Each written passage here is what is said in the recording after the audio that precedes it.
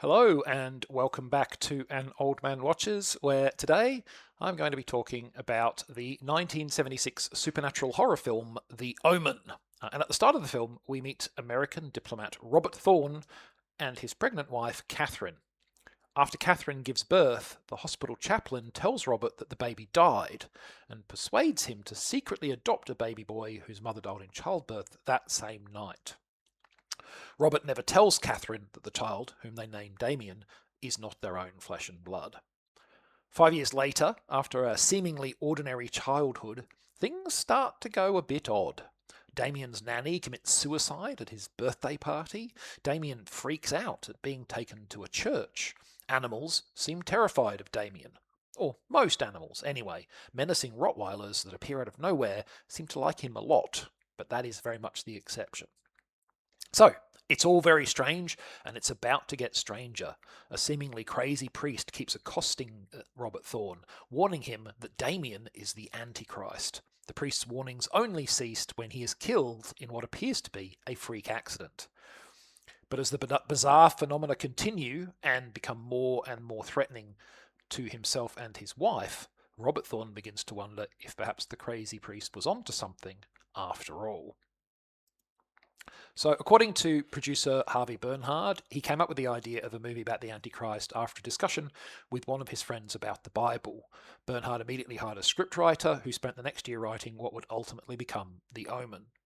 There were apparently disputes over the themes and message of the film. Director Richard Donner wanted to retain some ambiguity on the question of whether or not Damien was actually the Antichrist, whereas the writer was adamant that there should be no doubt. And the writer ultimately won Bernhard's support, so that's the way the movie went. Despite a tepid critical reaction when it first came out, The Omen would go on to be a pretty big hit. It brought in about 60 million at the box office, which was something like 20 times its production budget. And it would spawn 3 sequels, a remake, and a prequel, the last of which came out as recently as 2024, nearly 5 decades after the original movie. So, was it worthy of that success? Well, honestly, not in my opinion. Let's talk about why I think The Omen is not a particularly good film. And most of the issues are in the writing. The Omen has a strong cast that do their best to make the histrionic and implausible script work, but it's a Sisyphean and futile task because they're constantly being asked to sell events that simply aren't believable or convincing. Now, note that I'm not talking about there being supernatural elements here. I'm fine with accepting that for the purposes of the movie, spooky, ooky stuff can happen. I'm talking about the simple, mundane elements of narrative logic. For instance, are we really supposed to believe that an American diplomat's son has never been to a church in the first 5 years of his life?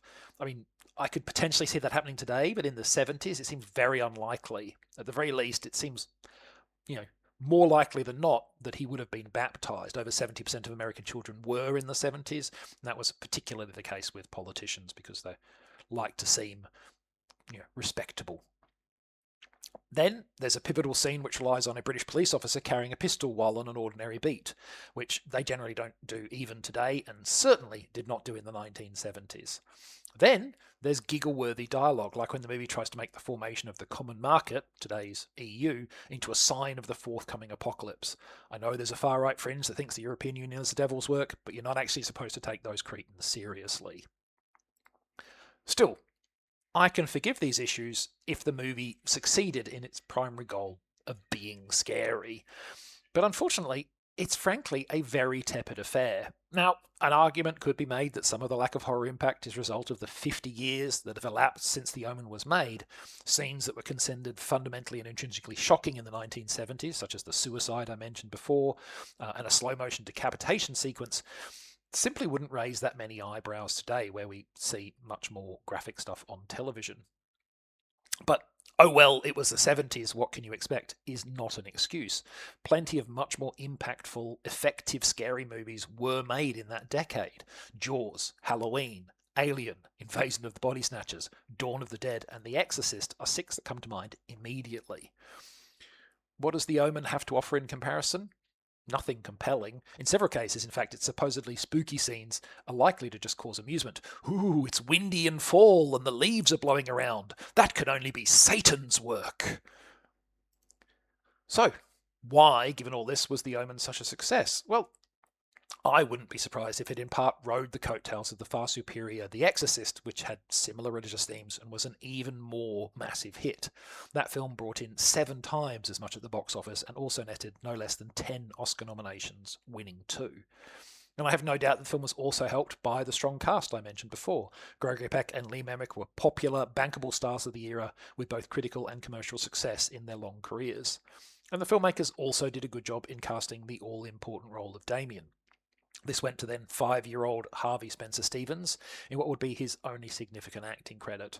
The story is that during casting, the film's director asked prospective Damiens to attack him, and Stevens' testicular-based offense made him stand out from the crowd. Whether that story is true or not, Stevens does a good job at being both terrific and creepy. I just wish he'd been doing it in a better movie.